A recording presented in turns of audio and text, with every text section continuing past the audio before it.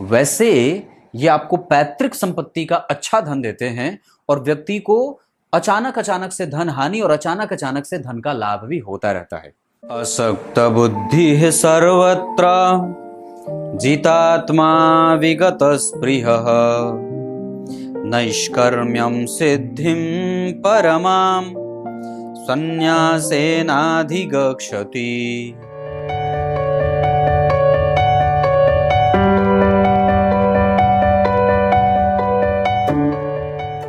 प्रिय दर्शकों नमस्कार, एक बार फिर से उपस्थित हूं आप सबके सामने गुरुवार के कार्यक्रम के बाद शुक्रवार के कार्यक्रम में।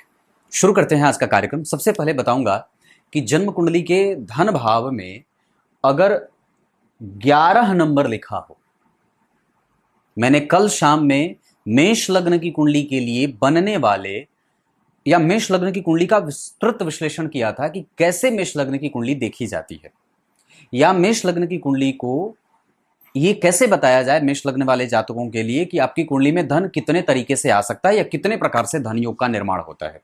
आज बात धन पे ही करेंगे पर अलग दृष्टिकोण से, और ये सारे कार्यक्रम बिल्कुल एक दूसरे से अलग हैं, कोई भी एक दूसरे से रिलेट नहीं करता है। ये कार्यक्रम अगर मकर लग्न की कुंडली होगी तो धन भाव में 11 नंबर बना होगा, और इस पे मैंने पूरी सीरीज बनाई है। प्लेलिस्ट में आपको पहले नंबर पे जो प्लेलिस्ट में सीरीज बनता है वो लिखा है धन भाव से संबंधित कार्यक्रम, आप जाकर के उसमें देखेंगे, धन को लेकर के सारे कंसेप्ट क्लियर हो जाएंगे। आइए विषय पे लेके आता हूं। अगर जन्म कुंडली के द्वितीय भाव में 11 नंबर लिखा है तो सबसे पहले तो ये कुंभ राशि है।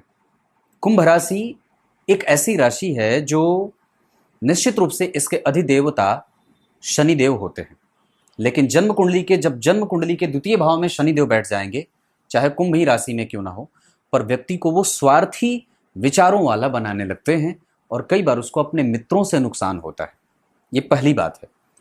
दूसरा, कुंभ का अर्थ होता है घड़ा, मतलब धन का एक ऐसा सोर्स जो सदैव ही व्यक्ति के पास विराजमान रहता है, मतलब उसके धन का घड़ा कभी भी खाली नहीं होता। जब जन्म कुंडली में या तो लग्नेश बैठ जाएं या तो स्वयं इस भाव के अधिपति बैठ जाएं। अब बात आती है कि जन्म कुंडली में अगर द्वितीय भाव में कौन सा ग्रह बैठे तो क्या परिणाम होगा। यानी कि अगर कुंभ लग्न की कुंडली बनेगी तो शनि का बैठना यहां सबसे ज्यादा अच्छा होगा, क्योंकि शनि स्वयं लग्नेश होते हैं और वो धनेश भी होते हैं। लेकिन कुंभ लग्न की कुंडली अगर कुंभ राशि बनेगी तो यहां शनि द्वितीय भाव के अधिपति होंगे तो मारकेश नहीं होंगे। अगर वो द्वितीय भाव के अधिपति होकर के 12 में बैठेंगे तो परेशानी अवश्य करेंगे धन से संबंधित चीजों को लेकर के, या तो अतिरिक्त व्यय व्यक्ति के जीवन में सदैव बना रहता है, वो जिम्मेदारी उसके पास उसकी कभी खत्म नहीं होती। लग्नेश के परम मित्र हो जाते हैं शुक्र, जो पंचम के साथ साथ 10वें भाव के भी अधिपति होते हैं।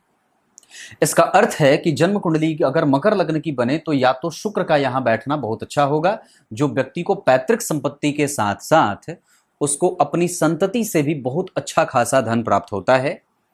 उसको अपने करियर में सदैव ही जीवन में काम बना रहता है, वो कभी काम छोड़ता नहीं है और उसके पास लगातार काम कई जगह से आते हुए मिलते रहते हैं। मतलब जन्म कुंडली अगर मकर लग्न की है तो मकर लग्न की कुंडली के लिए सर्वाधिक योग कारक ग्रह या योगों का निर्माण करने वाला ग्रह या सबसे यथेष्ट अच्छा ग्रह शुक्र ही बनते हैं। और चूंकि वो केंद्र और त्रिकोण के अधिपति होते हैं, केंद्र और त्रिकोण के, और केंद्र में भी सबसे बलवान भाव, ये चारों जो केंद्र हैं इसमें सबसे बलवान केंद्र 10वें स्थान का होता है।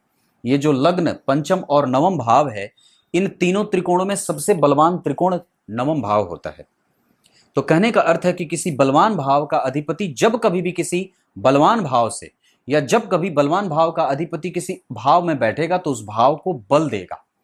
इसका अर्थ है कि ये केंद्र के और त्रिकोण के अधिपति होकर के धन भाव में बैठेंगे तो व्यक्ति को धनवान बनाएंगे और श्रेष्ठ बुद्धि के साथ साथ अच्छे धन के सोर्स जनरेट करते हैं। द्वितीय भाव में शुक्र के बारे में मैंने अभी हाल फिलहाल कार्यक्रम बनाया था, आप हो सके तो जाकर के देख सकते हैं। अब बात करेंगे तो यहां पे या तो शनि बैठे या तो फिर शुक्र बैठे। अब तीसरे नंबर पे जन्म कुंडली के 6वें और 9वें भाव के अधिपति होते हैं बुध।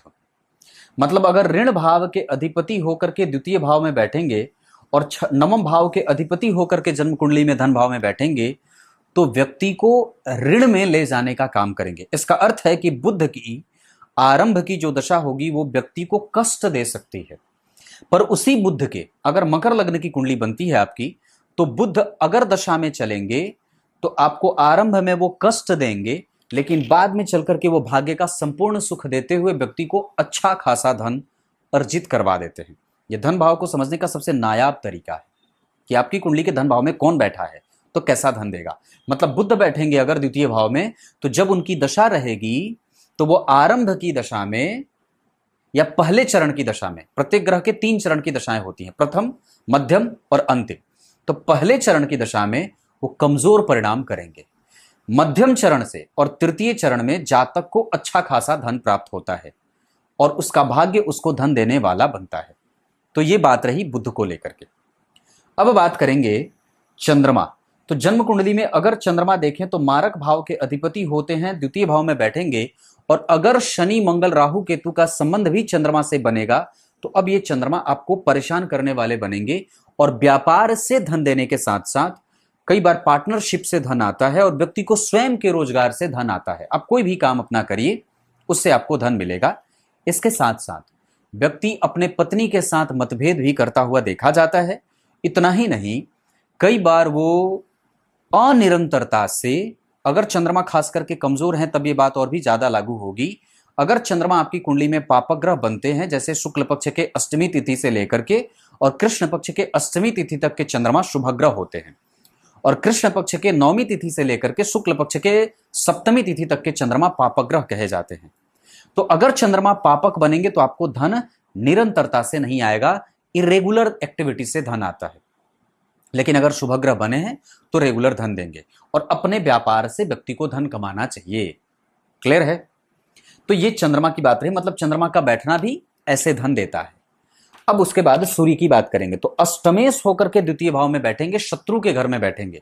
लेकिन अगर सूर्य यहां के अधिपति होकर के यहां शनि के संग बैठेंगे तो कठोरता से ही सही पर व्यक्ति के पास एक अच्छा खासा धन बैलेंस बन जाता है और धन को लेकर के वो सदैव ही गतिमान भी रहता है और उसको गति में रहना पड़ता भी है।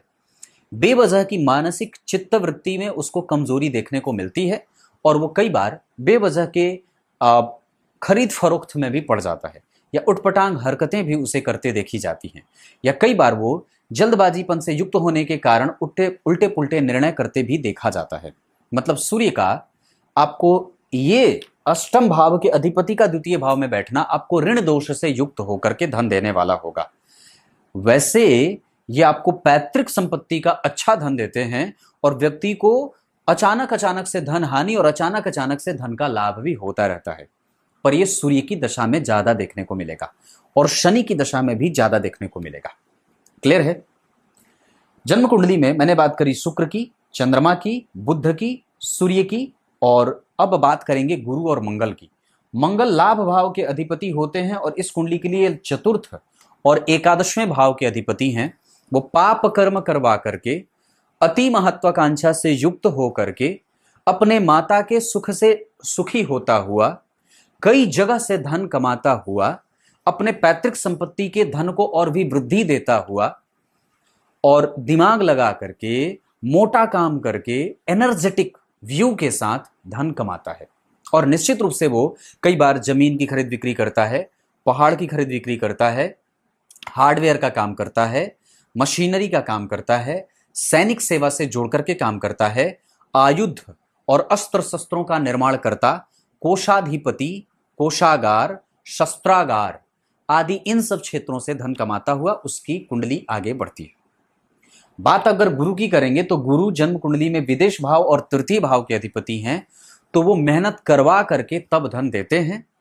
आसानी से धन नहीं होता, दूर जाना पड़ता है, अपने जन्म स्थान से दूर जाकर के जिम्मेदारी का वहन करते हुए अतिरेक व्यय की स्थिति के साथ व्यक्ति के जीवन में धन आता है।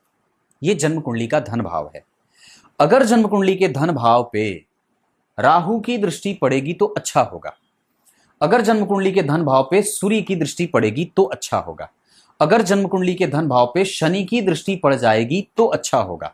अगर जन्म कुंडली के धन भाव पे गुरु की दृष्टि पड़ जाएगी तो भी अच्छा होगा। अगर जन्म कुंडली के धन भाव पे शनि की दृष्टि पड़ जाए, राहु की दृष्टि पड़ जाए, मंगल की भी दृष्टि पड़ेगी तो परेशानी करेगी। अगर राहु, शनि, गुरु की दृष्टि पड़ जाए, सूर्य की दृष्टि पड़ जाए तो धन भाव बहुत अच्छा होता है। ऐसी स्थिति में व्यक्ति को धन के लिए बेवजह भटकना नहीं पड़ता है और वो कई बार विदेशों से भी धन प्राप्त करता हुआ, इंपोर्ट एक्सपोर्ट का काम करता हुआ कई जगह से धन कमाते हुए देखा जाता है। लेकिन अगर धन भाव पे बुध की दृष्टि पड़ेगी तो वो कई बार ऋण से युक्त होते हुए कम पैसे के साथ, अतिरिक्त व्यय के साथ ऋणानुबंधन में व्यक्ति को बांधते हैं और चपलता से उसके धन का हरण भी करते हैं। क्लियर है? ये इतनी सारी चीजें। तो धन भाव में कौन सा ग्रह बैठेगा तो कैसा परिणाम करेगा? अगर गुरु बैठेंगे तो मेहनत करवा के, अगर सूर्य बैठेंगे तो अचानक से धन प्राप्ति हो, अगर बुध बैठेंगे तो ऋण के साथ व्यक्ति को धन प्राप्त होगा, ऋण का लेन देन करता हुआ वो बैंकिंग और फिनांस से जोड़ करके धन कमाता है।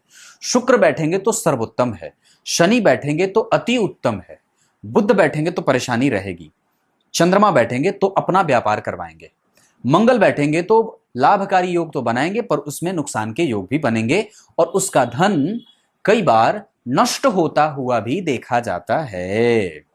क्लियर है?